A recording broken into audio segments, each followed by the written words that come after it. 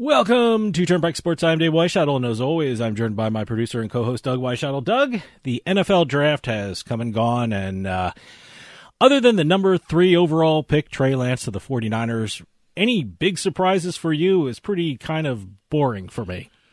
I have to admit, I was surprised the Jets went offense 1, 2, and 3. Well, I think their first 3 picks. Yeah. If you get a quarterback, you got to protect them. So good for them. They have not made that a priority for the last 10 years. So I was really shocked when they traded up to get the guard, and the wide receiver was a great pick too. He actually was a first-round talent, but he was a good steal for them.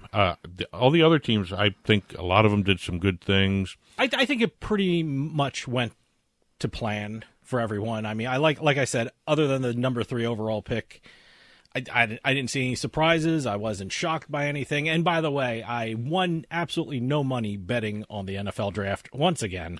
I made one bet. That was it. I just don't find betting on the draft interesting for me. Anyway, I have to say that right off the bat. I have to say that a lot of different states were offering betting markets for the draft. Sure. Pennsylvania still does not. Interesting. I did not know that. Yeah. So... the thing about the draft, it's so overanalyzed right now. So, like I said, I don't think there was any surprises. I don't think there was any money to be made betting on this thing. But and true to form, I did not make any money on it. Well, non-betting aside, the one shock I was really I was expecting to see an Aaron Rodgers trade somehow. That was interesting to me. That's the only thing that kept me interested. That Aaron Rodgers bombshell that came out hours before the draft came out, and boy, that was something I was watching for. That was something I was looking at. I know I heard a lot of sports radio afterwards, and a lot of teams were shocked that they didn't throw the boat and get Aaron Rodgers into their camp. But no, that was the most interesting thing, other than the draft itself, that didn't really hold my attention. And as soon as the first and second rounds were over, Carolina exercised a 5th-year option for Sam Darnold. That was a little bit of a surprise, too. I thought they were going to wait a little bit more, but they gave him his $18 million in his 5th year. Not this coming year, but the next year. I guess there was one question whether Carolina was going to draft a quarterback, but no, it looks like they're putting all their chips behind Sam Darnold, which is good. Well, we got a great show. We got a By the Numbers segment coming up. We got a book report where we talk about what's going on in the sports books across the country. And I'm going to talk mobile sports betting in New York with Matt Rybaltowski from SportsHandle and Better Collective. And I'm sure we're going to hit on some other states like Arizona and Maryland. I'll tell you, the New York market is so interesting, the way it's evolving, and there's more and more information coming out every day. By the time people hear this interview, there's probably going to be even more information out there. It's fast-moving, and it is the sports betting story of the last couple of weeks. It's been a busy week in sports, so let's take a trip down the Turnpike. Today's trip down the Turnpike is brought to you by Drizzly, your online liquor store. Available in over 95 cities across North America, Drizzly offers a huge selection and competitive pricing with a side of personalized content. Now there's no need to leave the house. Get alcohol delivered in less than an hour by Drizzly. Head on over to drizzly.com and order today.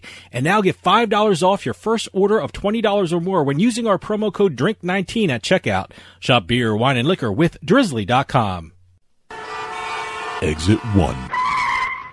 Going to start off not just with sports betting, but with a little sports betting tech. Okay. Kindred Group. All right. Most of the betting public in the United States know them as Unibet. I have them on my phone right now. So do I. I have them plethora of sports betting apps on my phone. The Kindred Group has announced that they have introduced what they're calling the Watch and Bet player into the Unibet Apple side of their online sportsbook. So is this a streaming kind of thing that we're going to see on the app? Eventually, we'll see it in the United States at some point. Oh, so but this is UK only. This is UK only. Okay. Apple only right now, as a matter of fact. iOS platform, Apple. It's a little different than some of the streaming stuff that's out there for the sports books now. I know most of these sports books have a lot of, you can watch certain highlights, or there's some sort of streaming aspect to the sports books where you can watch the event happening. Yeah. Lots of soccer. I've seen darts streaming, and of course, I've seen table tennis streaming on these apps. There's a lot of different offerings for streaming. This is what they're claiming to be the first of its kind live odds overlaid streaming player within a sports book. Wow. Now okay. you ever watch, you ever see the betcasts? Yeah, I was going to say, is this going to be like one of those alternative broadcasts that the NBA just did? That you had, it's really sports betting oriented when you're watching the game? You'll be watching the game through your sportsbook app with the overlay odds, and you won't have to switch over to make a bet. You can actually do it while watching it. That's the difference. Okay. A lot of the streaming services, honest, you have to switch over, make a bet, or change pages in your app to do it. Okay. Yeah, I actually did not know that. I've watched things streaming on the sports betting app, but I've never made a bet during the stream, so I didn't know you had to change screens. So this one will allow you to make a bet without changing streams, without shutting the stream off. Right. You'll be you'll be watching a betcast, and actually you'll be able to bet while you're doing it through the same app. Not a lot of people would actually realize that, like you just said. I did not know that. You know what? I'm going to try doing that now. I'm going to stream a sport on a sports betting app and try and make a bet on it, an in-play bet, and see what I have to do for it. Because that's a good point. I like I said, I've never streamed something and make an in-play bet at the same time. So a lot of the sports books, you can stream the actual live event, but most of them have just the graphic, like a soccer field where they have the actual stats going up and down and all that stuff. But this is actually going to be like a betcast on your phone that you can actually bet with while you're watching it. I got to tell you, I streamed darts once. It was the most boring thing in the world because you don't see the players. How they streamed darts was they had the dartboard, and you just see the darts hitting the dartboard. It was a one-camera thing. So it wasn't thrilling, to say the least. Well, we'll just have to wait a little longer for it to get to the United States. Right now, it's in most of Unibet's European markets. Okay. And it's only for football and tennis. And when I say football, I mean soccer. Soccer. So little by little, this will be coming out. They're going to soccer must be the biggest sport that is streamed on these apps, because that's all I see is soccer. Well, if you're in the UK, if you're in Europe, Asia, that is it's all the soccer. sport. That is the sport. That's the king of sports there. Sure. So we'll see exactly when this makes its way over to the United States and North America. But again, first of its kind, congratulations to Kindred Group for coming up with this little feature for their sportsbook app, and I think it's a great feature. I can't wait to check it out. Exit 2. Okay, we're going to talk eSports and Olympics. Now, ever since we started this show, eSports being part of the Olympics has been one of the topics we've hit every so often. Sure. And this is years upon years of talking here. Well, the eSports have now started to move closer to the Olympics because the International Olympic Committee has just licensed the first Olympic eSports event.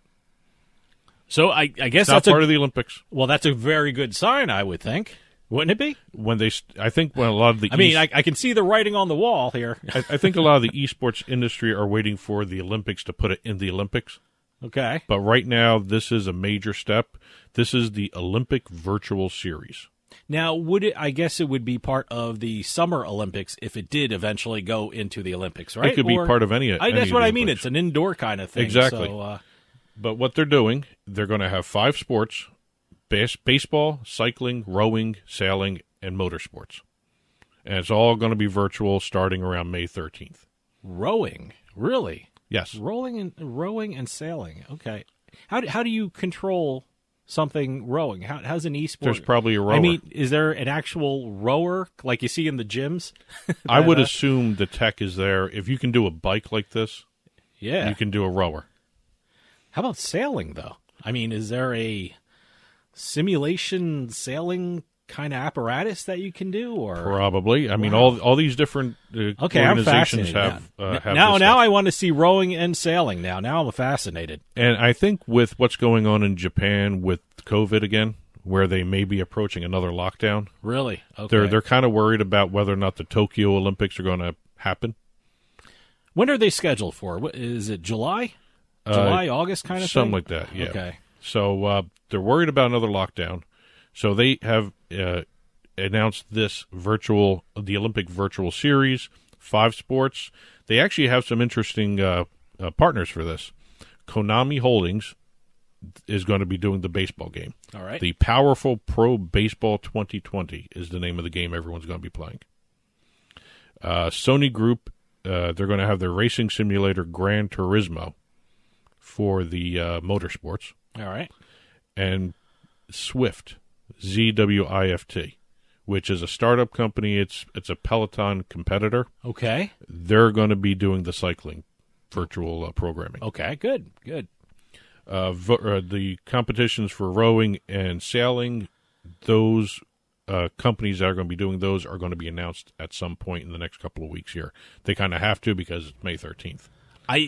Like I said, I'm fascinated on how they're going to be doing rowing and sailing. So I want to see the apparatus that they have to use to do the virtual rowing and sailing. Well, here are all the confederations or organizations involved. The World Baseball Softball Confederation, the International Cycling Union, okay, World Rowing Conference, World Sailing Conference, and the International Automobile Federation are all involved in putting this on. Great, good. And they're encouraging people to join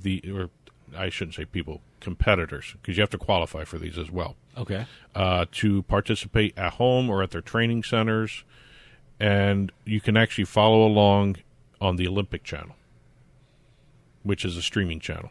They're going to be doing all these events on the Olympic channel, so you can watch it. I didn't even know they had the Olympic channel. So okay, that's the IOC. They all have right. all this stuff. I'm going to check out the Olympic channel now. So they hope to do more of these in the future, if not incorporate them into the actual Olympics. But right now, after they announced this, they have FIFA, the soccer organization, the International Basketball Association, International Tennis Federation, and the World Taekwondo Organization, all interested in participating in future events. So we may have some virtual martial arts at some point. I am definitely checking out the Olympic channel because this sounds pretty cool. Well, the martial arts ones, that's down the road. Okay. It's just those 5 events being held right now. Exit 3. Before the puck even drops on the inaugural season of the Seattle Kraken, which is the new NHL team, right? Yes. They are facing a lawsuit for trademark trademark infringement. There must be some kind of record now. I mean, they haven't even played a game yet. They're getting sued? They had trouble with trademarks when they were first announcing the name because they had other choices and they had trademark issues with the other choices. Now they have the name. They have the arena all set up for them. Now they have a trademark suit. Now, welcome to the NHL. You are for real now that you're getting sued by some third party here. Okay. And this is a trademark suit. This is a trademark, and let me get the claims right, trademark infringement and tortious interference lawsuit. Okay. Being brought by the punk rock dive bar, the Kraken Bar and Lounge. Huh. All right. Now, Now, I can't believe the Kraken didn't know that there was a Kraken Bar and Lounge, especially as you say, it's kind of an iconic bar. I can't believe the bar itself the bar says it's iconic. They're okay. iconic. Well, you would think they would know that there was a Kraken Bar and Lounge. But, okay, my next question is, isn't there a likelihood of confusion argument that the Kraken NHL team could make, saying, hey, we're a hockey team, no one's going to confuse the Kraken hockey team with the Kraken bar? Is that one of the arguments? No, the Kraken hockey team has not commented on this. Okay. Well, I would assume that would be one of the arguments. It could be. Okay. See, the thing here is we're dealing with a common law trademark infringement suit. Oh, so Kraken Bar and Lounge. There's no federal trademark registration. So Kraken Bar and Lounge has not filed federally. They've never filed. They've been around for 10 years. But they've been around for 10 years. And what's going on is, with common law trademarks, the determining factor for whether or not a lawsuit would succeed or fail or actually even have standing is dependent upon the geographic limitations. When you're dealing with a common law trademark, it's not a national lawsuit. It's just in your own geography. Okay. Which they are, right? They are doing this because they were okay with the Kraken as the NHL team, all that stuff. They claim in the lawsuit, that they were fine with all that. Then if you follow along in the lawsuit, I've read through the claims. They started noticing hockey fans coming into the bar looking for the Kraken hockey bar.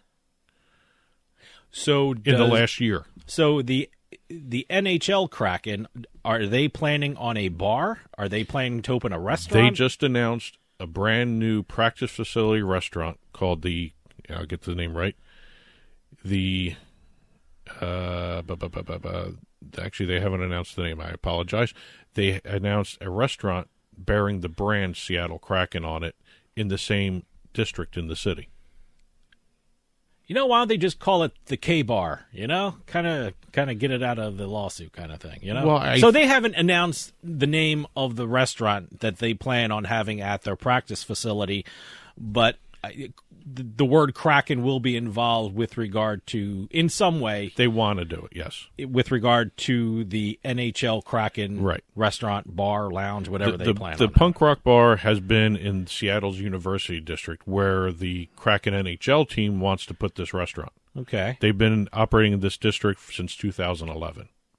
Okay. Now, that's a 10-year time period from here, 2021. That's where the common law trademark rights come in. And they have gone through, in the claim, the bar itself, the dive bar, the punk bar, I should call it. They call themselves a dive bar. Okay. But the punk bar has been doing what CBGB did in New York before CBGB actually filed a federal registration. Mm-hmm. They became known for what they are, the punk rock dive bar. For 10 years, they've done massive promotion throughout this time, and they feel that what they've done over the course of this 10 years in this area has generated common law trademark rights in their name, and they have sued for $3.5 million in damages, and they want the Kraken to stop using the name Kraken now. Okay. Well, let me ask you something. Does it help or hurt the bar that they claim that people are coming into the bar looking for Kraken, NHL, whatever? They don't want to be known as a hockey bar.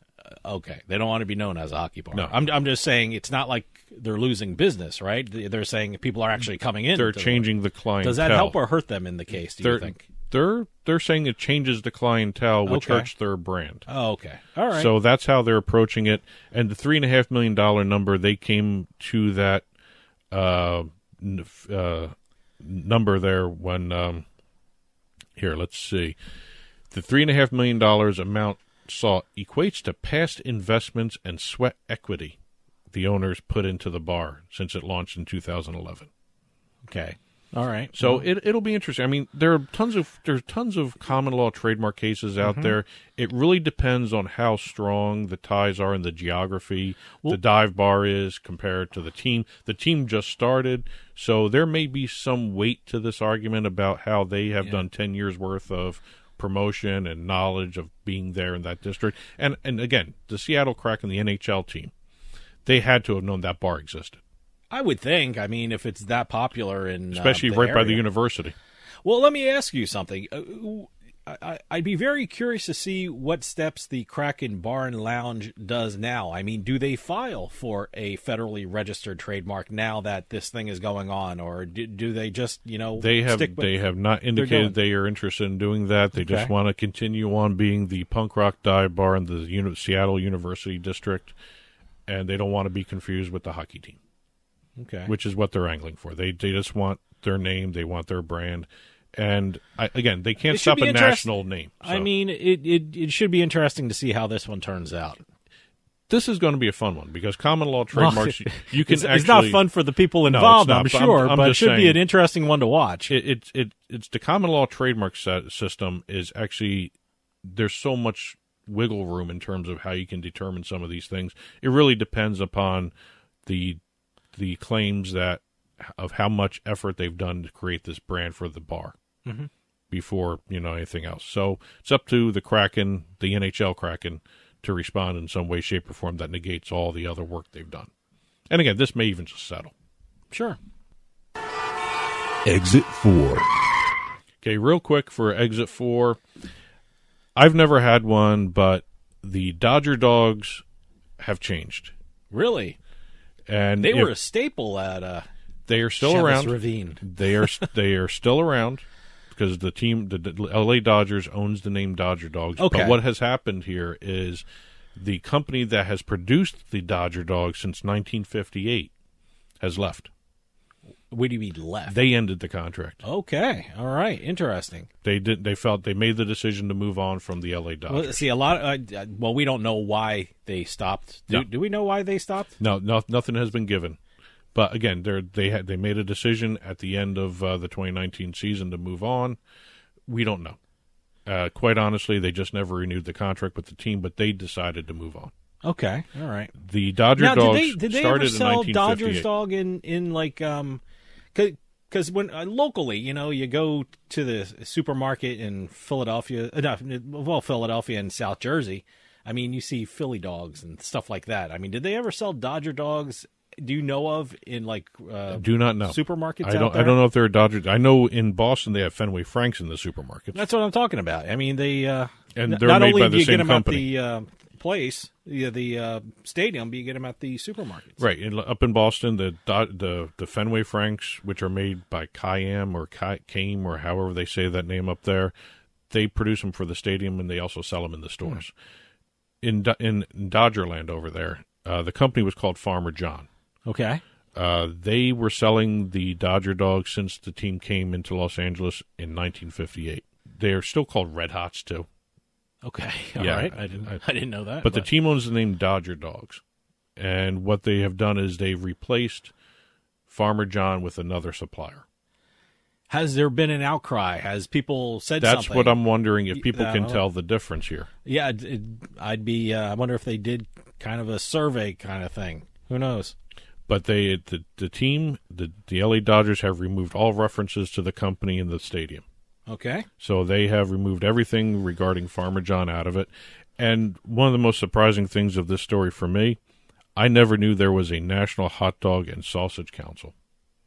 And they put out a report. Okay. More than 2.7 million Dodger dogs have sold over an 81-game season.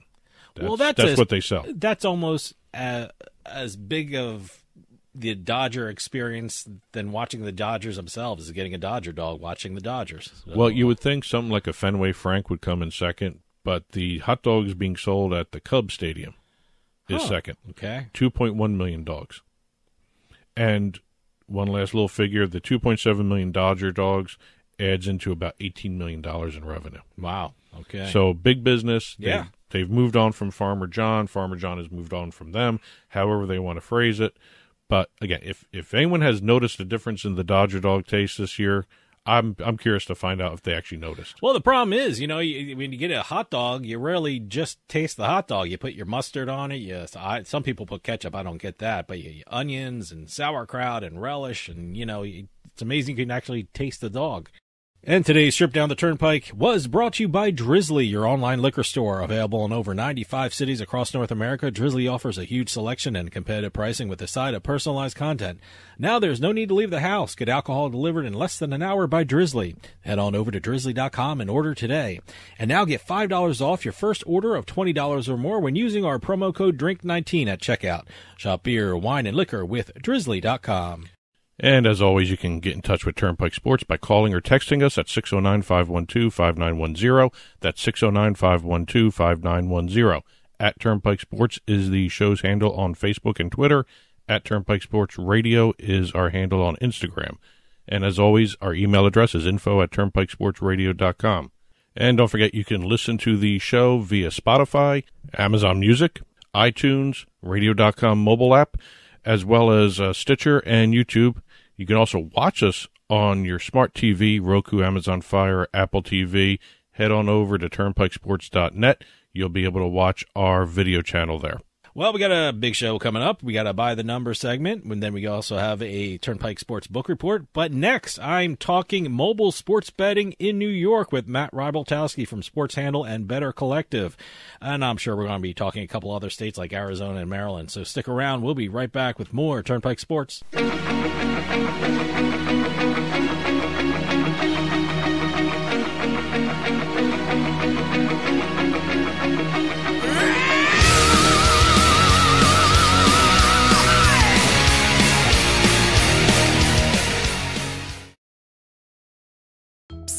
Yeah, you, come here. Haven't you heard? We don't need to hide anymore. Now, we can shop privately for adult products at adamandeve.com. They've got massage oils, lingerie, and lots more we can't mention here. Use offer code SPICE404. They'll give you 50% off almost any one item, 3 free DVDs, free mystery gift, and free shipping. That's 50% off, free shipping, and more. Private shopping starts at adamandeve.com.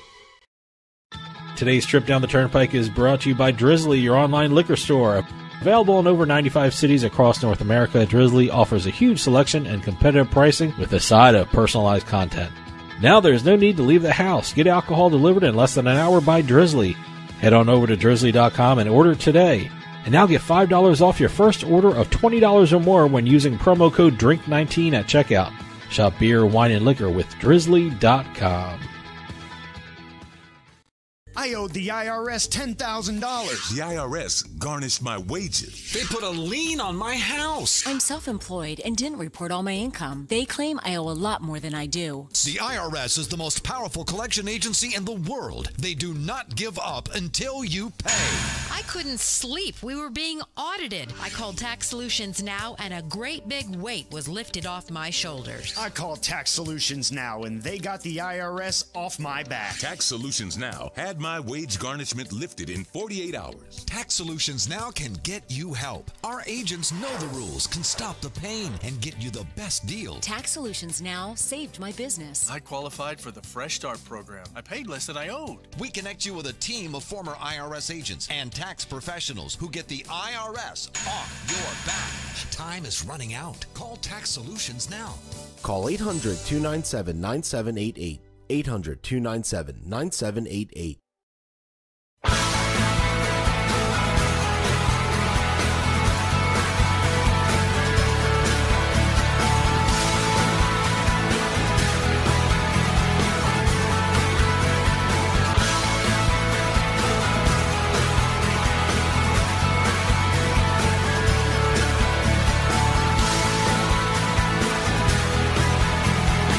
Welcome back to Turnpike Sports. Lots of things are happening in the gambling world with plenty of states looking to add sports betting to their gambling offerings. And right now, all eyes are on New York, which is headed toward legalized mobile sports betting.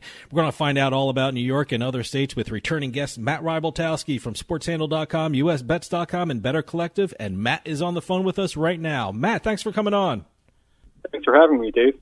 We needed you to come on and talk about New York because that is all eyes, like I said, are looking at New York. And it feels like for 2 years now I've been talking about mobile sports betting finally coming to New York. Is it finally coming? I mean, this isn't just a kind of a false hope for a lot of people. Is it actually look like it's going to have mobile sports betting in New York? Yeah, it's not false hope. Even though mobile sports betting dominated the headlines about 2 weeks ago, Governor Cuomo didn't actually sign the budget into law until yesterday. So there's a process in place prescribed by law in how mobile sports betting will move forward. And so the signed fiscal year budget authorizes the New York State Gaming Commission to issue what's called a request for applications. And so it says in law that the Gaming Commission must issue that RFA by July 1st. And so what's in that RFA is that it authorizes the commission to contract with two what's called platform providers, which is just fancy language for a sports book, like a DraftKings or a FanDuel, a BetMGM, a company like that. And after that July 1st deadline, the operators have 30 days to submit their proposals from there. And then the law gives the commission about 150 days to select the two platform providers. So based on the timeline there, sports betting, it looks like it will come to New York around January or so.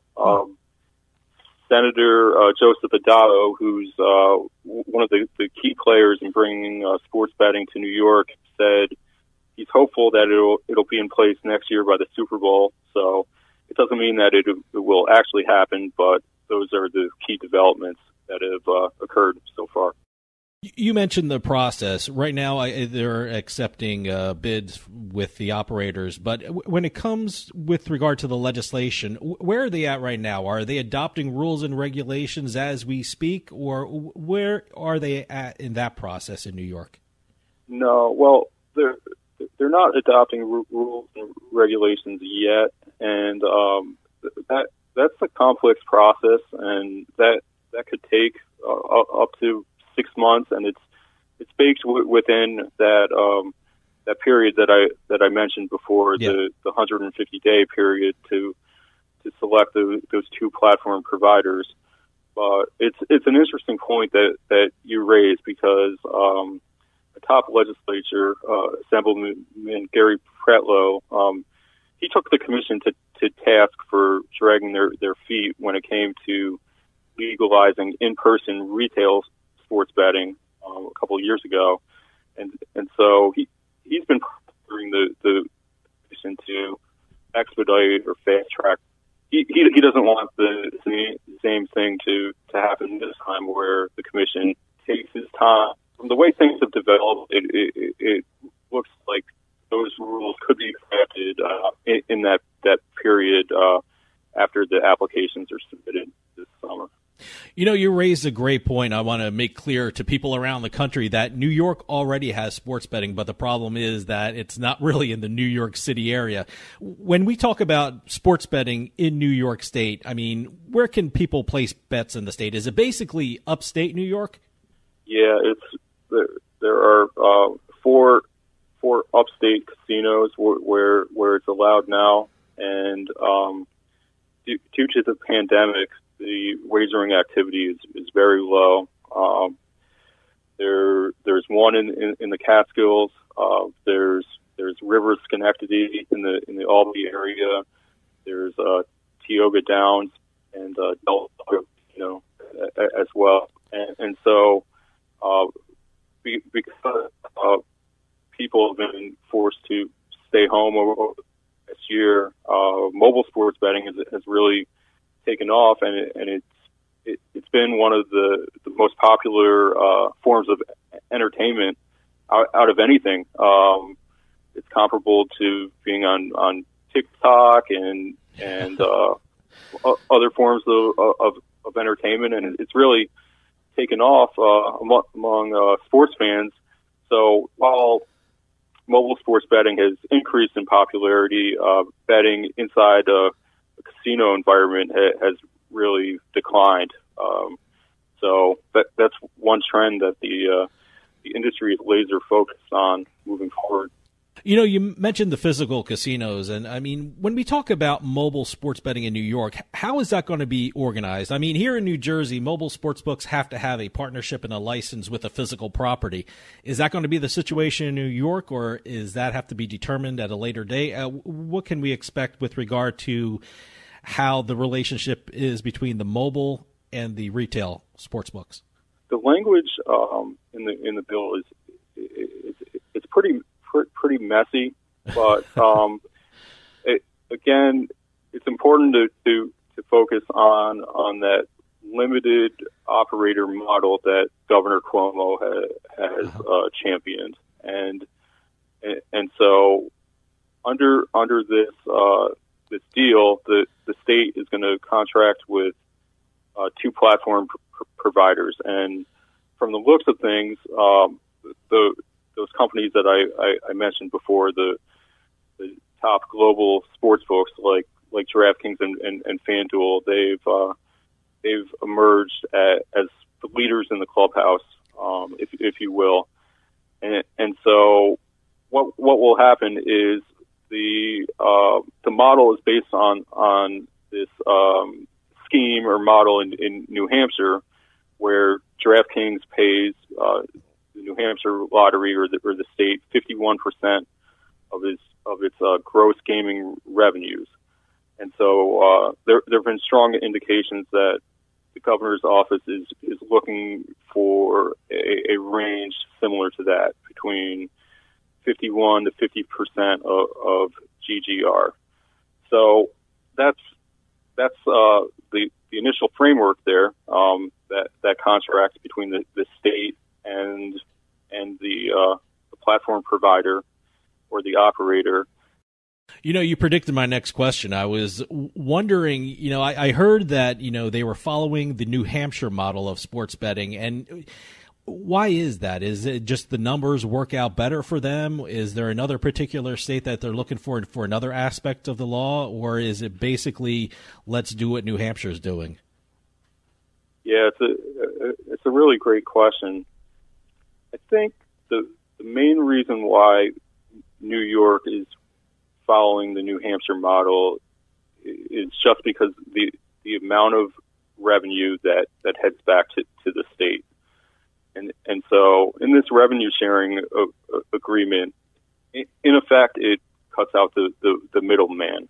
And so whatever rate you want to apply or whatever name you want to attach to it, a revenue sharing agreement, a tax rate, that 51% figure is relatively high. By comparison, you look in Pennsylvania, and it has one of the highest tax rates for sports betting nationwide, and that's 36%. And so at a 51 to 50%, 55% revenue sharing figure, that's a large sum of money that can go to the state. And as a corollary to that, there's also language in the budget bill that states that if an operator is dissatisfied with their bid, or if a competitor comes out with a higher bid, then they could revise their application. So let's take a DraftKings again. Let's say DraftKings submits a bid with a 55% revenue sharing figure, and one of its competitors goes to 60. Then maybe that'll compel DraftKings to raise their bid to 65. And that's where the state is really going to make out, because if the higher that revenue sharing figure goes, the more money that will go to the state, and the state projects that mobile sports betting will bring $500 million to state coffers each year. So the more heated the competitive bidding process is, the more the state will cash in, and so I think that's why they favor the model so much. You know, you wrote a great article on SportsHandle.com about the actual process and the bidding procedures that New York has to go through when it comes to sports betting operators. Is everyone in New York on the same page when it comes to that process? I mean, does the governor and the legislators see eye to eye on how this should be carried out? That's why I think the process has been so complicated. You mentioned the New Hampshire model before, and it's important to note in New Hampshire, DraftKings has exclusivity on mobile sports betting there. So they're the only sports book that can offer bets. Well, that works for New Hampshire when you're in this small state, but the size of the New York market is about 14 times that of New Hampshire. So you have this major cash cow here. Governor Cuomo has indicated that he thinks that New York eventually can become the largest market in the nation. And so if the state went with Cuomo's wishes and granted exclusivity to a certain company, the state would have received considerable from the industry. It's just it doesn't seem like it's a fair business practice to, in effect, grant a monopoly to a single company for running the biggest market nationwide. So that's why you have this hybrid model here, where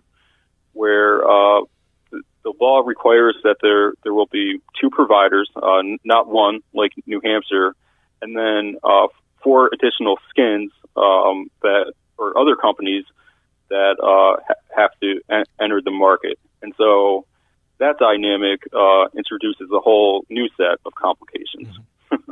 You know, one other thing that complicates sports betting legislation in the state is the state's compact with the Native American properties. We're seeing that in Connecticut right now. How will the New York Native American properties be involved in the state's sports betting mobile industry?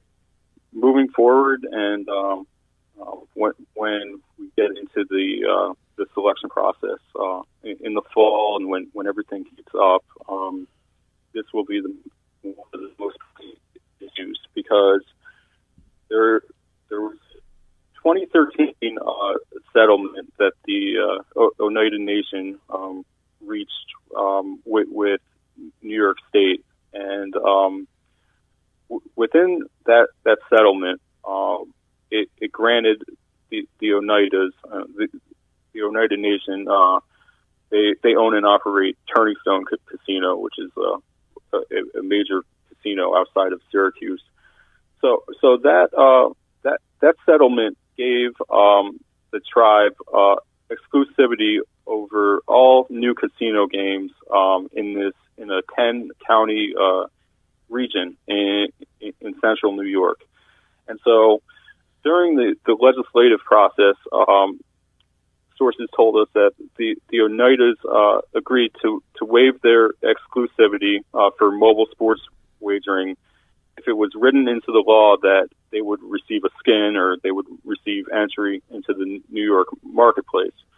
Well, what happened during the budget negotiation process was that the governor's side, his negotiating team, didn't want to include the Oneidas at all, and so there was language stripped from one of the legislative bills and the budget reconciliation bill that removed that language. And so what you have now is this impasse where the Oneidas are worried that they could be cut out of sports betting. So they're threatening to withhold $70 million a year in payments, and they might threaten legal action.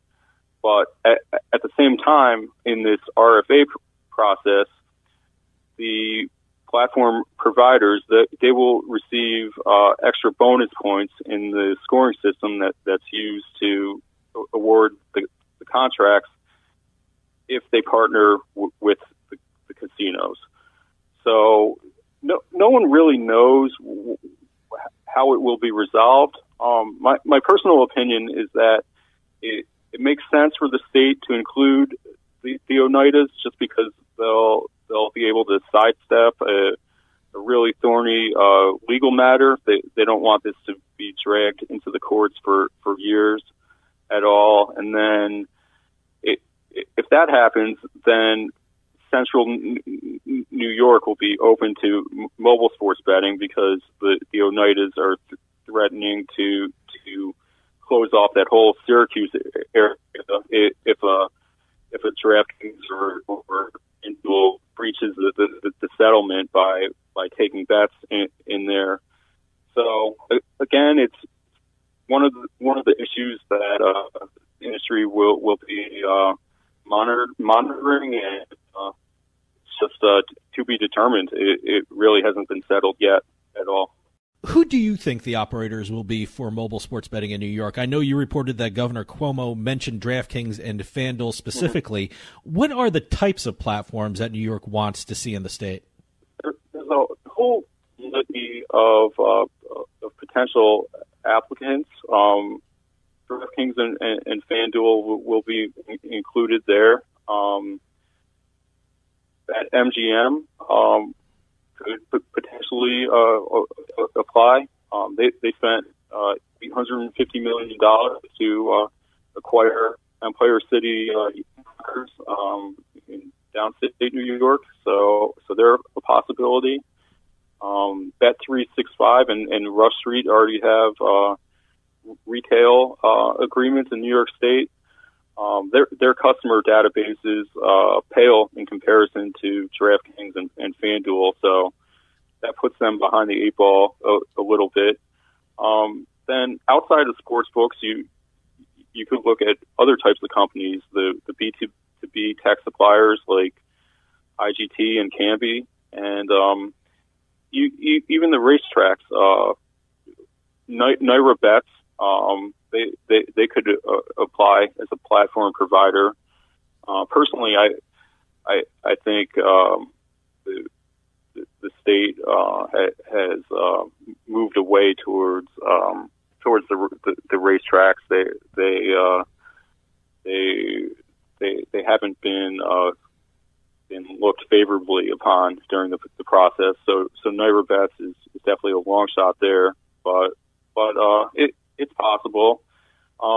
It's interesting. Look, if you look back at the New Hampshire process, there were 13 companies that submitted proposals during that process, and New Hampshire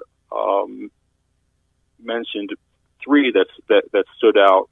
DraftKings won the bidding, but BetMGM and Canby also finished in the top 3. So if that's any indication, it just shows that a tech provider like Canby can put forth an attractive proposal if they're hoping to win the bid. You know, you mentioned his name, and a few months ago we had State Senator Joseph Adabo come on and talk about the situation in New York when it came to mobile sports betting in New York. I mean, he seemed to be really leading the charge for mobile sports betting in the state. Tell us a little something about the deals that had to be made at the legislative level in order for mobile sports betting to become a reality in New York. You reported on one marathon session that was very interesting. Again, there were real strong indications that Cuomo's team kept their nails into the ground, and they were really dead set on this limited operator model that would have granted exclusivity to one company, and so there were indications during those marathon talks that lasted up until about 4:00 in the morning, that the legislative team, which Senator Adabo was part of, really pushed for a minimum of 4 skins to be included in the agreement, and that was important to him because in his bill he called for the issuance of around 15 skins there. So both Senator Adabo and Assembly Pretlow, they've really been in favor of running an open market, and so the two models sort of jived there, and so that's another item to focus on as we move forward in New York, what that dynamic will be between the market share that the two platform providers are able to attain versus what the skins will attain, and also which companies will be awarded the skins. There's a definite disincentive there for the two platform providers to offer a skin to their major competitors. It makes more sense for them to offer it to a smaller provider that's less well known nationwide, so they could dominate market share. So I think that's something to focus on over the next few months.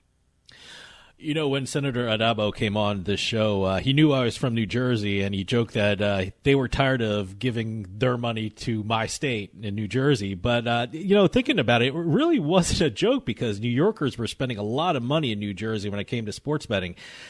Are there some estimates on how much money New York will gain with mobile sports betting? Those projections are in the budget. So for fiscal year 23, which will wind up being next year, there are estimates that state itself will make around $360 million. So that's just the revenue that they would take in. But when you look at the handle, in order to generate a $360 million of revenue, that translates to a handle of about $15 billion. And I think eventually the state will be able to hit that target there.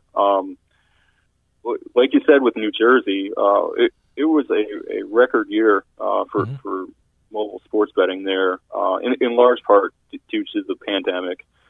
But the handle in 2020 in New Jersey was around $6 billion, and so when you look population figures, the population in New York is about 2.3 or 2.5 times that of New Jersey. So that $15 to $20 billion figure in handle is definitely attainable. And then there's the fact that there are estimates that about 20% of New Jersey's handle came from New York customers.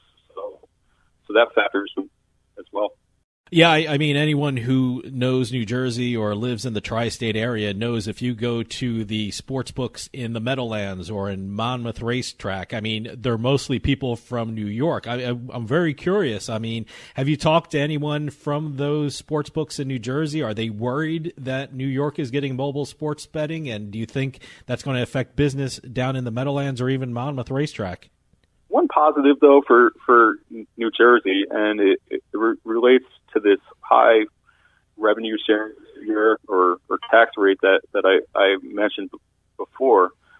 Let's say, in fact, that revenue sharing figure is around 60% or even higher. That will ostensibly affect the odds that customers receive, and if customers expect to receive favorable odds in New York City when an operator is paying a 60% tax rate, it just will not happen. And so if that dynamic plays out, you have to remember that there are still around 20 sports books in New Jersey. Yeah. So there still might be customers who are used to making that commute, that live right by the GW Bridge and don't mind driving 15 minutes across the border.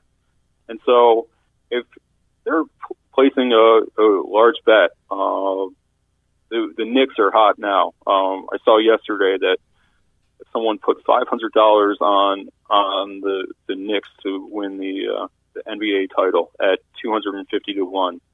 So if you're getting 250 to 1 in New Jersey and 200 to 1 in New York, it totally makes sense to make that commute. So you still might see that even when mobile sports betting comes to New York.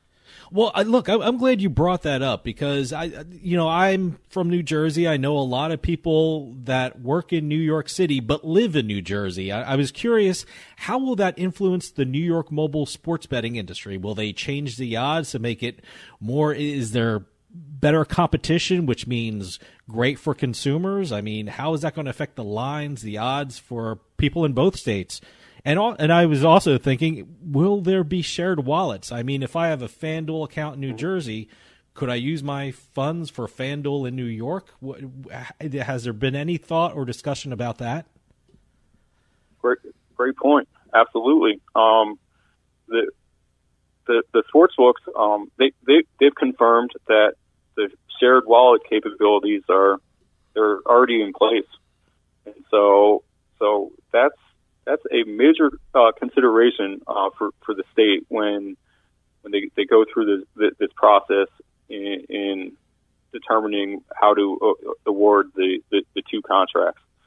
They want speed to market, and they want companies with the ability to take off from day one, and they want to tap into this New Jersey market. So again, we keep going back to DraftKings and FanDuel, and I'm not saying that both companies will award the contract, but there are companies that just check all the boxes that the state is looking for.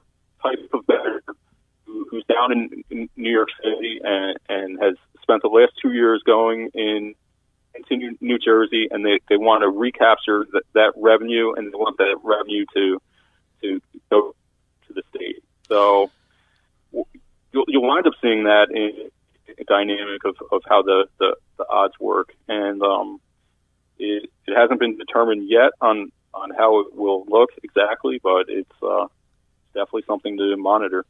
You know, when I'm here in New Jersey, and I get onto my FanDuel account, it gives me the opportunity to go to their casino section of their app. And I was wondering, do you think there's a possibility that New York won't stop at mobile sports betting and maybe expand into online casinos and online poker? I mean, anyone who's ridden the trains and commuter trains in New Jersey, they're like rolling casinos because people are on their phones or their tablets doing online casinos, online poker, and placing bets. You think New York may see, we're already online sports betting. Why not do online casinos or online poker? During our reporting over the last month, we had a high-level source tell the same thing. They wondered out loud why iGaming was not included in this package or this proposal. It is something that I think the state could explore down the road moving forward. Mobile sports betting was the topic on everyone's mind. So that's not to say that iGaming won't be adopted in the future. Maybe mobile sports betting will serve as a trial balloon for what the interest is like in New York State, and then down the line, maybe in 2024 or 2025, the state can look at iGaming. But to your point, Dave, if you look at industry trends during the pandemic, iGaming in online casino significantly outperformed sports betting. Yeah. So just rationally, it seems logical that if the New York State is so dead set on finding new ways to generate revenue, that iGaming is an easy mechanism there. So when can we expect New York to go live with online sports betting? I think the Super Bowl is a reasonable target. Just because it's a massive event. It generates so much revenue across the industry. It hasn't been determined yet, but would even make sense for New York maybe to launch a few weeks before at some point in the NFL playoffs, just so they're able to test the systems. I know that happened in the Super Bowl this year across the nation, where there were widespread mobile outages for over an hour. Mm-hmm. So that's a real black eye to the industry when that happens. And so if New York offers sports betting during the Super Bowl and that occurs, the amount of scrutiny that the state will receive will be really high. So that would be a good launch point, I think, with the NFL playoffs, and then it's a fairly busy time afterwards too, with March Madness, and then the start of MLB, and then the playoffs in the the NBA and the NHL. So if they're able to launch next January by the start of the NFL playoffs, I think that's a target that they should shoot for. Matt, we're running short on time, but I want to get to a couple other states that seem ready to pull the trigger on sports betting, and those states are Maryland and Arizona. I know a couple of months back I spoke with Rob Norton, who's the president of the Cordish Gaming Group, who just opened up Philly Live but also runs Maryland Live, and they already were gearing up for sports betting. And from the news coming out of Maryland, it seems like they were right. What is the latest news coming out of Maryland? Yeah, so the framework for sports betting in Maryland passed overwhelmingly last week in the Maryland House by a margin of 122 to 16. So it just the appetite is for sport. One of the interesting aspects of that bill is that it allows for 60 mobile licenses statewide, which is the highest in terms of the states that have issued a cap for the amount of licenses that can be offered. By comparison, Pennsylvania is about 18. It limits sports betting licenses to casinos. In neighboring Virginia, it's capped at 15. And so there's also language in the bill that allows small businesses with fewer than 25 employees to apply for a mobile sports betting license. So we had some fun with it at our company on our company's Slack board, and we proposed unique businesses that might be interested in offering sports betting, and it ranges from crab shacks in Maryland, indoor playgrounds, while some bettors' kids are on a slide or something like that. Sports clips, while you're getting a haircut, you can place a mobile bet. So it'll be interesting to see if those type of businesses emerge there. Those aren't bad ideas, by the way. I mean, we're pretty close to that, I think. But the other state that's pretty close to going live with sports betting is Arizona. What's the latest coming out of Arizona, and when can we expect sports betting from that state? Arizona's in the same ballpark as Maryland. Maryland is looking to launch by the start of the NFL season. Arizona hasn't indicated the exact launch date, but the key takeaway from the Arizona bill that also passed last week is that it's very favorable to the pro sports venues. So there's a maximum of 20 mobile licenses that will be available in Arizona across the state, and so at least 10 of them will go to the pro sports venues or arenas and the like. FanDuel already has a partnership with the Phoenix Suns arena for 6,300 square foot betting lounge there. It looks like it'll be similar to the William Hill one in DC.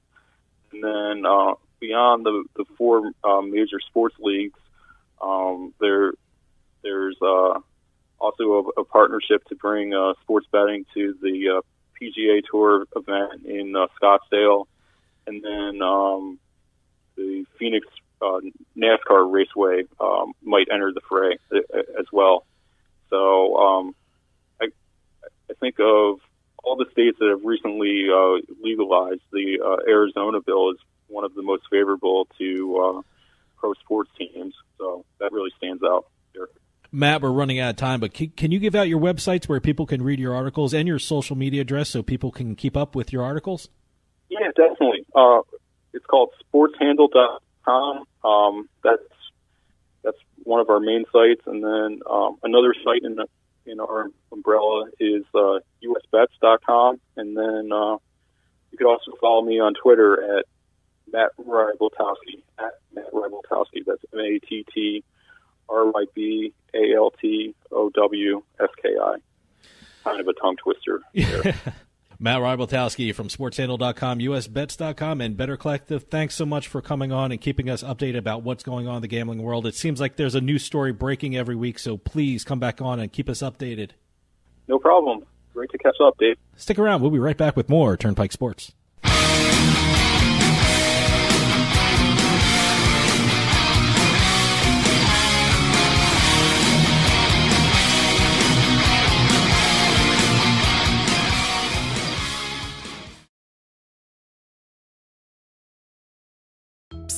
Yeah, you, come here. Haven't you heard? We don't need to hide anymore. Now, we can shop privately for adult products at adamandeve.com. They've got massage oils, lingerie, and lots more we can't mention here. Use offer code SPICE404. They'll give you 50% off almost any one item, 3 free DVDs, free mystery gift, and free shipping. That's 50% off, free shipping, and more. Private shopping starts at adamandeve.com. We'll get back to the show in a few moments, but I just wanted to take some time and tell everyone about Bean Genius, the smart specialty coffee subscription service.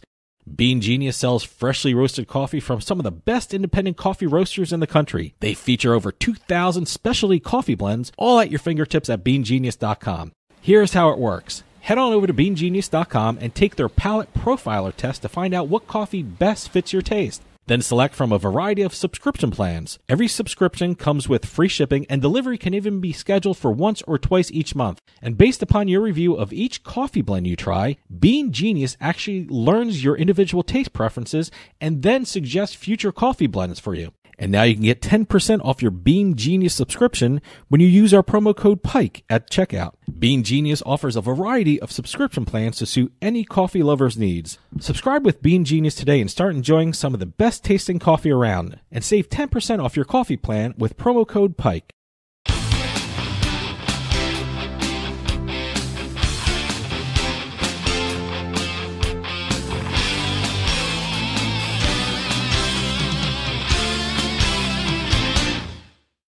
And By the Numbers is sponsored by Play Sugar House Online Casino and Sportsbook in New Jersey. Sign up at playsugarhouse.com/pike and get a first deposit match of up to $250. Enjoy the casino experience online. Play Sugar House offers over 400 games online, slots, table games, hey, even bingo. It's like being in a casino without leaving your home. That's playsugarhouse.com/pike to get your first deposit match of up to $250 today. Must be 21 years or older and physically present in New Jersey. Gambling problem? Call 1-800-GAMBLER or visit 800gambler.org. All right, welcome to another edition of Turnpike Sports By the Numbers, where we let the numbers tell the story. I started off by throwing out numbers to Dave without even telling him what the numbers are in reference to and let him try and guess before we start talking about it. Let's start off with the number 5. Number 5, I think I know what this is because we talked about it a couple days ago. Just to clear it up, is 5 a dollar figure? Yes. Okay. Now, is this the jackpot someone won with, I forgot where it was. I think it was like in Vegas, right? Somewhere? I think he won like a $5 bet. He won $10 million or something like that. $5 bet. Got this guy $10.5 million on the slot machine? On the Megabucks slot machine at South Point Hotel and Casino and Spa. Interesting. Megabucks, huh? Megabucks, owned by IGT. It was Nevada's largest jackpot of the year so far. 2021. Now, is this Megabucks online? Because in New Jersey here we have real casinos. Money slots, so I would like to see if I like to check out this Megabucks. The greatest thing that could happen to a slot machine company is someone hit a jackpot, because everyone talks about the machine. They do what I do. It's like, hey, Megabucks machine, I'm going to check this out. Well, I think some of the casinos have it online, but again, over here in Jersey and even Pennsylvania, nothing beats Divine Fortune for an online slot machine. For some reason, that kicks out jackpots like crazy. Well, yeah, I love Divine Fortune. I play it all the time. But the one you like and the one you're winning some money on, what is it, Bloodsuckers? Bloodsuckers. It's a vampire-themed slot machine. It's a vampire-themed slot machine. Not only do they have Bloodsuckers, but they have Bloodsuckers 2, but which I'm not a fan of. Your machine of choice is Bloodsuckers 1 or Bloodsuckers the original Bloodsuckers. Yeah, okay. Yes. But I won enough money off that one, so I'm starting to look for a new slot machine. Maybe I will move over to Divine Fortune for a little bit. I like Divine Fortune, but I can't. After a certain amount of time, don't get me wrong, the soundtrack is great, the music, but you know what? After 10 minutes of that music, it's a little dramatic, and you know what? I just shut it off the machine. I just shut off the sound. I have not listened to any slot machine music. I shut off the sound because I even find the sounds of the coins that coming out when you win something annoying. But that's just me. I don't even like walking through a casino here. Everyone loves the sound of the coins coming out. That's why you play the game, man. Yeah, but if I have to hear that music, some of that music is really, really bad. Yeah, but Divine Fortune, it's like this very dramatic. The Greek mythology. They got to have it for that. It's really intense. It's like you're actually playing Clash of the Titans. Yeah, I like I said, I get through about 10 minutes of that music, and then you know what? I shut the music off. Well, like I said, this was the largest jackpot for Nevada of the year. And it comes just a few days after another person in Nevada hit a $1 million jackpot at the Cosmopolitan. I read an article. There's a lot of jackpots being done in Las Vegas. I wonder if more people are going. More people are going. Has the slot machines gotten a little looser in Vegas to get people out there? It's I'm very curious to see. I don't know, but the second jackpot that I mentioned, I don't know if I would have the balls to put a $40 bet down on a slot machine. Hey, yeah, I just wouldn't do that. A Monopoly Millionaire, which does have a online counterpart. $40 bet, $2.1 million. I know Monopoly Millionaire has an online counterpart. Yeah, no, that one's I think in every online casino in New Jersey. I mean, if it seems everyone has seems like every time I go to an online casino in New Jersey, Monopoly hits me in the face. Well, everyone's got a Monopoly game. There's a Monopoly Megaways out there. Yeah. There's a Monopoly something or other. There's always variations. This one's a Monopoly Millionaire. That's the official name of it. That may be the retail slot, not the online slot. Okay, well, I'll check it out. In Vegas, it was in Nevada, it was a retail slot.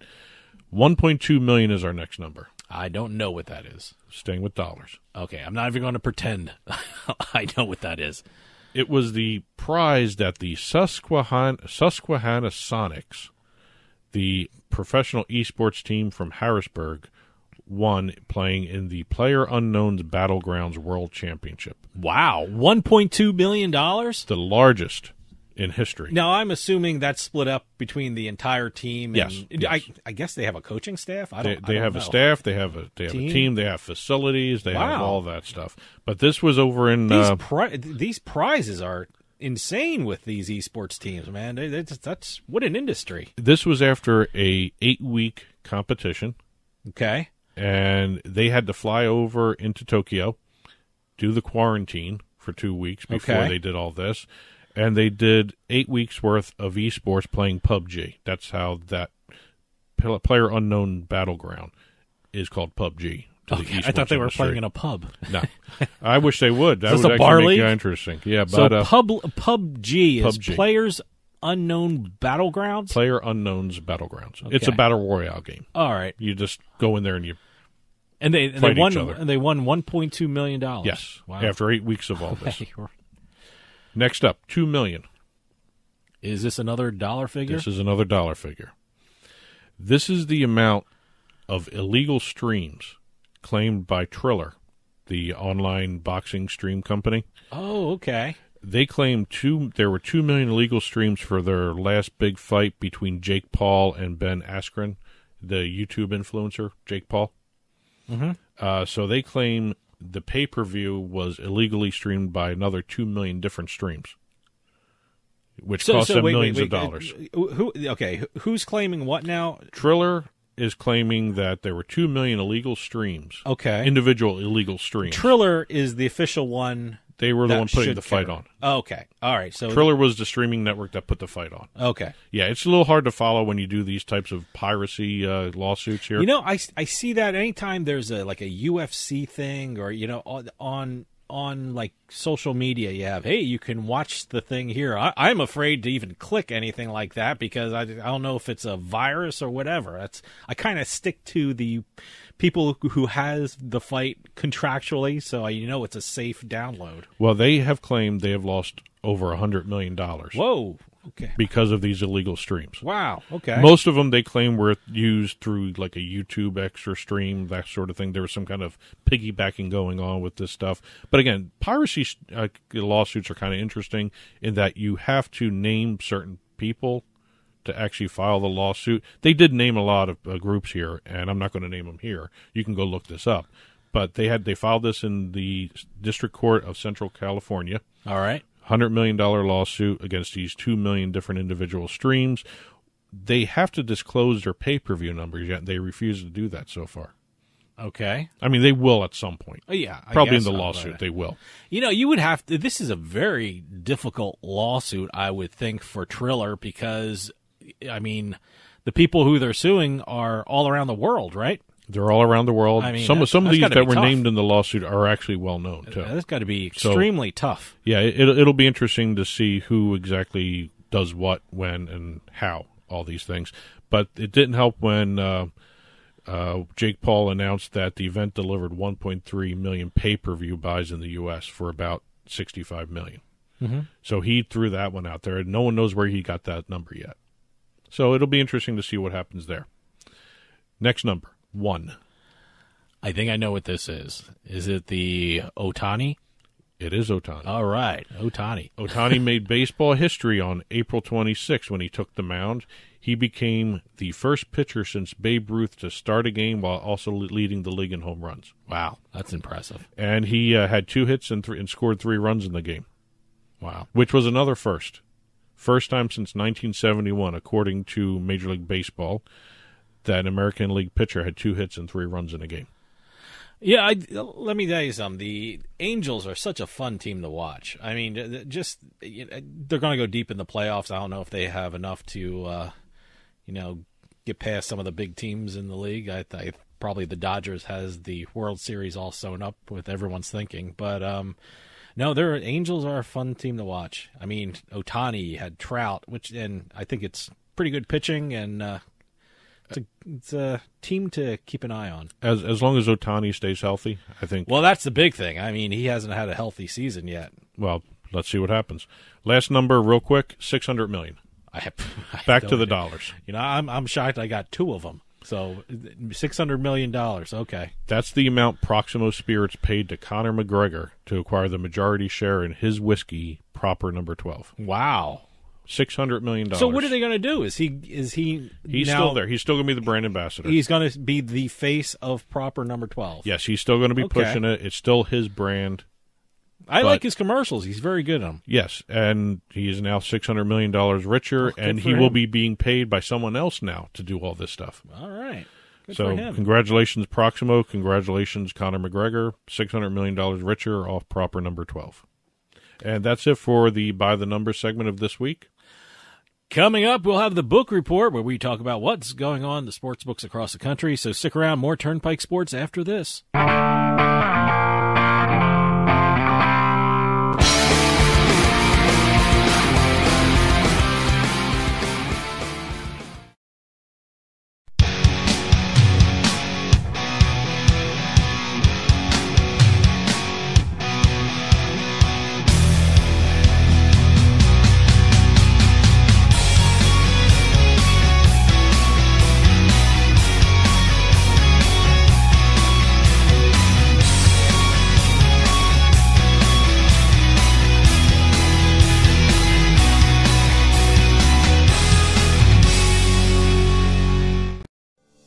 Attention seniors with Medicare.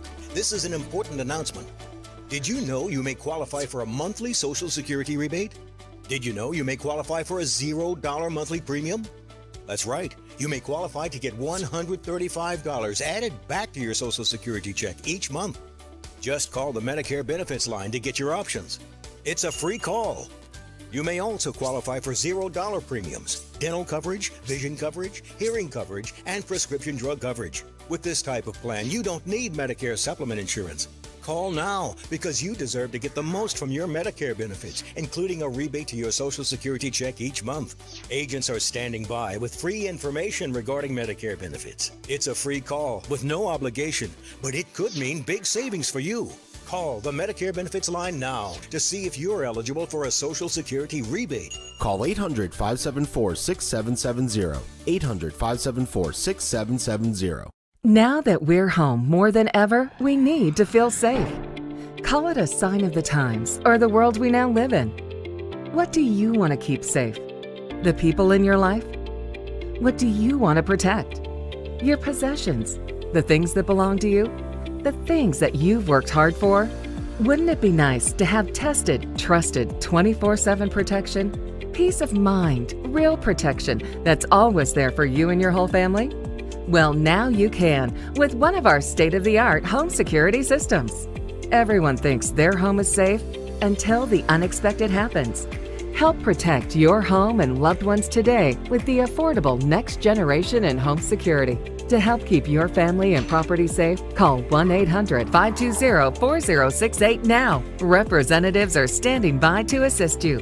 That's 1-800-250-4068. 1-800-520-4068.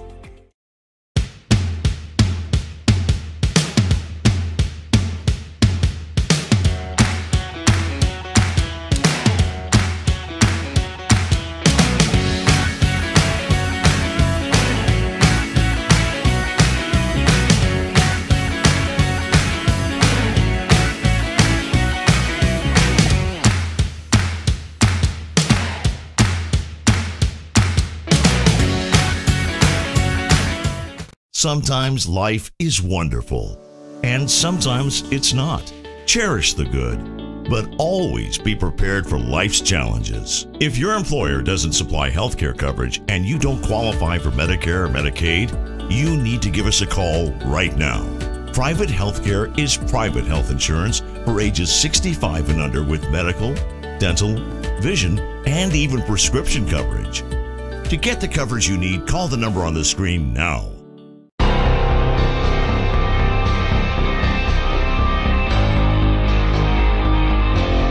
Turnpike Sports Book Report.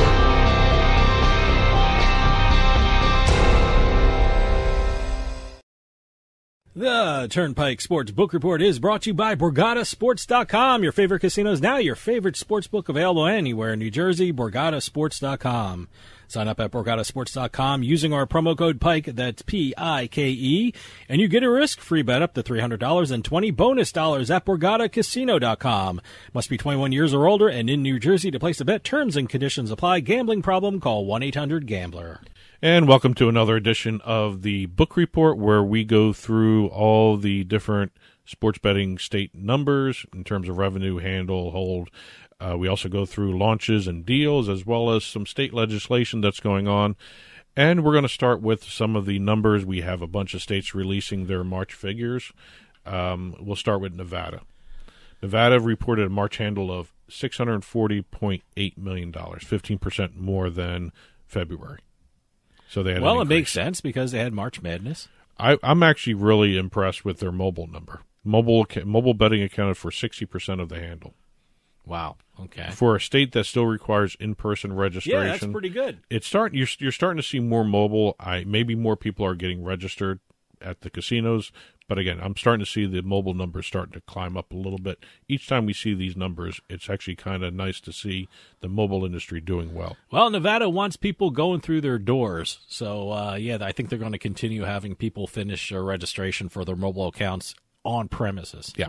So. Total revenue of $39.3 million, 23% more than February. And again, mobile. Let me get the right number here. $21.5 million in revenue through mobile wagering. That's about 54.5%, 55% of the total revenue coming in. So mobile is starting to creep up there as well. Okay. Most bet on sport was, you can probably take a guess, basketball. Basketball. $501 million in handle for basketball with a revenue of $41.8 million. You know what would be a big story if there was a sport other than basketball that was popular in March in a state, you know? I would think every state, for March numbers, the top sport would be basketball. It'd be news if it wasn't basketball. Again, it's one of those things where March is, it's just like January, where January is really Super Bowl numbers, more so than February. Yeah, because a lot of people bet before the Super Bowl. But March is all NCAA basketball there.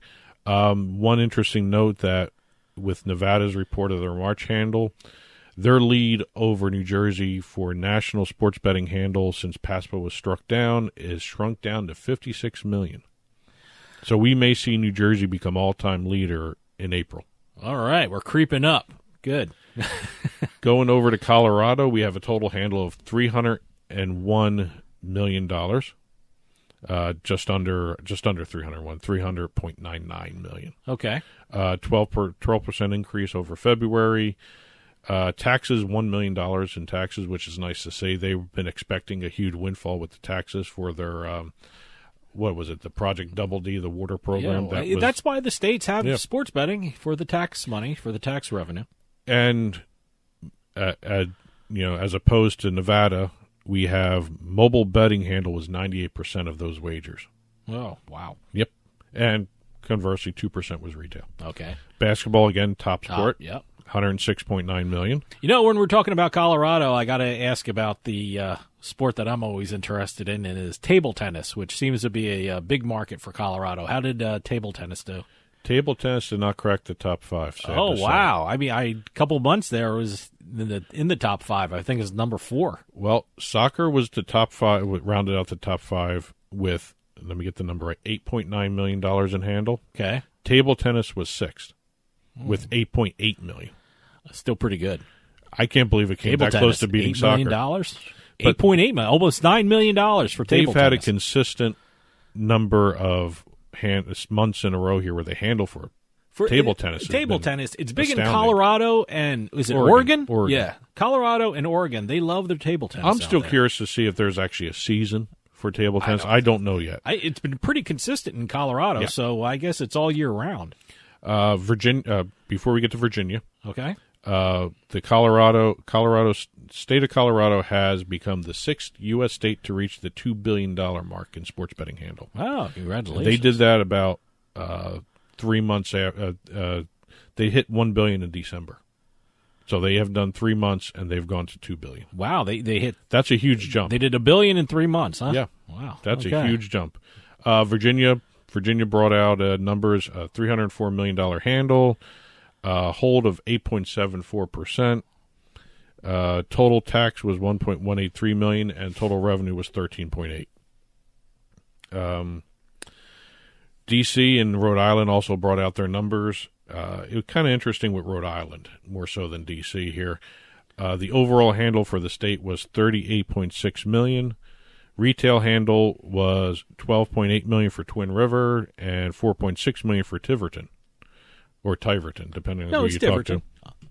I've never heard it say Tiverton, so I'm assuming it's Tiverton. Mobile handle was $21.2 million, and that's what I wanted to hit right there, because that was more than the 2 retail locations combined. Their mobile handle had grown that much.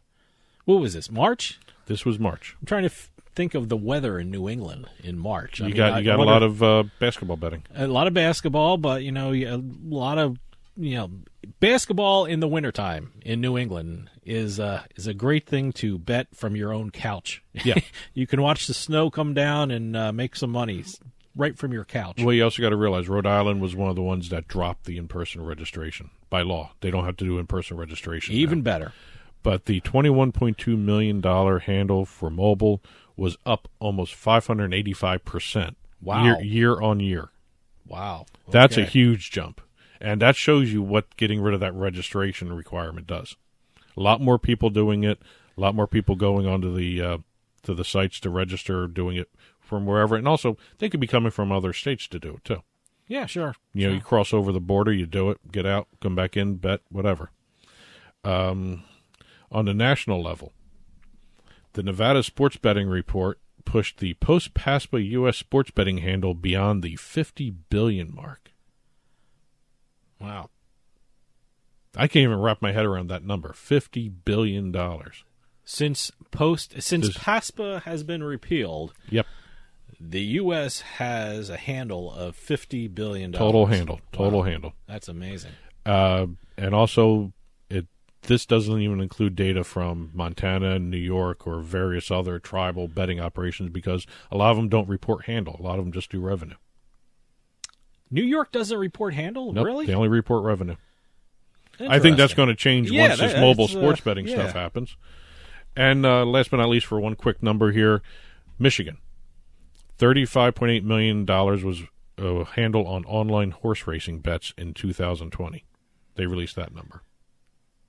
That's what I want to do in New Jersey, online horse racing bets. It's coming. It's coming. I mean, you have Naira Bets. You already have Naira Bets. I know, yeah, I know, but I can't. And also now Twin Spires around. Yeah, in Pennsylvania. Yeah, I just saw a commercial for that. Twin Spires in Pennsylvania.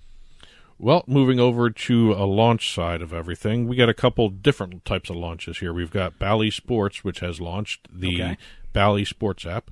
It's available on all your streaming networks, Roku, Apple TV, Amazon Fire. Actually have it on my Roku. It actually replaces if people are looking for it, if you don't update your device automatically where it changes over, it's the old Fox Sports Go app. Yeah, no, that's what changed on mine. It changed automatically. I had Fox Sports Go on it, and one day I had Bally Sports on it. So, and they have a lot of free things for people who don't have subscriptions to the regional sports networks that Bally owns. They're Sinclair Broadcast Networks. But if you have a subscription, they have special programming that you can have access to with your subscription. Over in Nevada, we have Circus Sports. They have opened their sportsbook inside the Pass Casino in Henderson. Wow, great. The Pass just reopened after doing a lot of remodeling, so they just had their ribbon-cutting ceremony. And as you just mentioned a couple minutes ago there, Twin Spires. Yep, I just saw their television commercial out of Pennsylvania. They launched in Pennsylvania and Indiana. All right. WinBet also launched in Tennessee last week. Okay. That's their sixth state. They have an interesting collaboration with the Grizzlies in Tennessee. Not only were they doing home activations for the home game stand that they had on the 10th, the 11th, and 13th here and the 14th, all that stuff, they also had the debut of the WinBet touring vehicle. So they actually have a vehicle outside of the a custom-built mobile experience, they call it.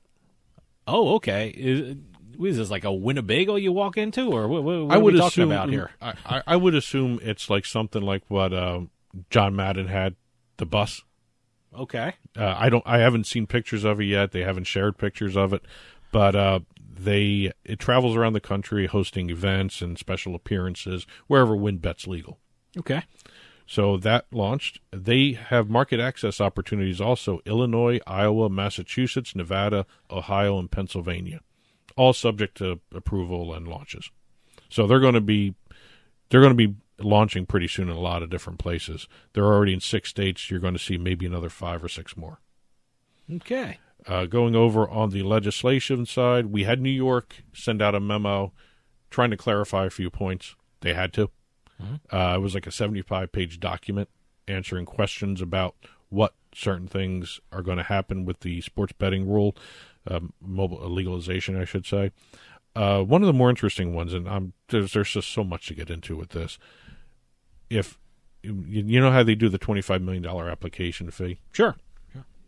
If one platform provider is doing a joint bid with another platform provider or another company that wants to be a platform provider, it's $25 million each. Okay. It's a $50 million application fee. So why team up? Well, again, it doesn't make sense. A lot of the platforms don't have some of the tech aspects going on, and a lot of the the front facing companies don't have a lot of the platform stuff. So it's a matter of how they want to do it, where they want to do it, and also if you apply for a sports betting platform license for the $25 million, nothing stops you from going to another place and becoming an operator. So that's going to be an interesting way that they're going to work that. All and right. It's going to be really confusing for a lot of places that can do all that. One of the other things in Maine, they had 4 sports betting bills go in front of the committee. How'd it go? No word yet. Guess it didn't go.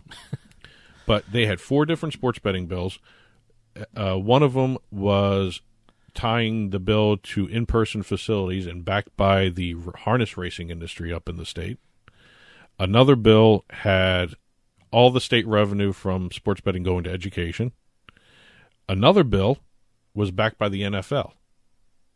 Interesting. And then the first bill that was introduced last year. Senator Louis Lucchini, he's a Democrat. He's also the co-chair of the gaming committee, would have taxed online and mobile betting at 16% with a lower 10% rate at Maine-based facilities such as casinos and off-track betting parlors. Okay. So Maine has been busy.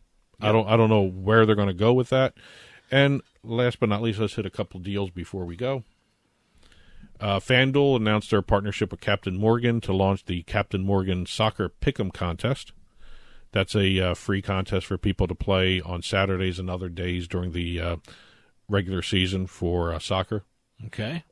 Promotion will offer fans 21 and over the chance to win cash prizes by making quick predictions about the day's matches and earning points for each correct pick. IndyCar has said that at some point they will have a sports betting partner, especially beginning with the Indy 500. No word on exactly who that will be or how far along they are in discussions. BetRivers has entered into a multi-year agreement with the United Soccer League championship team, the Indy 11. That's the name of the soccer team. Indy 11. They are going to be the official sports betting partner of the team. They're also going to have a sleeve logo placement on the 2021 jerseys, both home and away. Okay. They have different kits, is what they call them. All right. They're also going to be doing a presenting partner night with a undisclosed home game that during the season. They haven't said which one that's going to be yet. They're going to be the sponsor of the post-game show on local TV, and also they're going to sponsor the opening segment of the weekly Soccer Saturday radio show that airs in the Indiana area. Great. And last but not least, DraftKings has made a mark in the media industry.